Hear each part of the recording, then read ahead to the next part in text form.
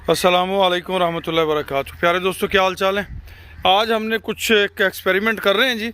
इसकी तफसीली वीडियो जो है वो हम आपको एक दो दिन बाद दिखाएंगे। अभी कुछ काम हमने कर लिए हैं, तो बाकी जो है इसकी तफसील वो इंशाल्लाह बहुत जल्द आपको दिखाएंगे कि जो पलाई के लिए जानवर आप रखते हैं उनको किस तरह से ज़्यादा बेहतर रिज़ल्ट के लिए जा सकते हैं और ज़्यादा बेहतर उनसे आप फ़ायदा हासिल कर सकते हैं। तो इस पर इंशाल्लाह बहुत जल्द आपको एक मुकम्मल वीडियो पलाई वाले एनिमल्स के हवाले से वो हम दिखाएंगे।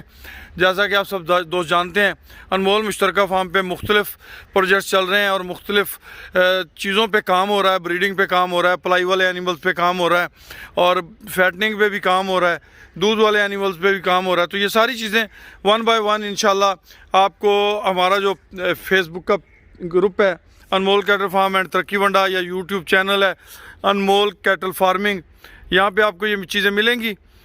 और इसके अलावा हमारी वीडियोस को ज़्यादा से ज़्यादा शेयर भी करें, हमारे चैनल को सब्सक्राइब करें, बेल आइकन दबाएं ताकि आप हमारी हर नई आने वाली वीडियो जो है वो आप तक पहुंच सके।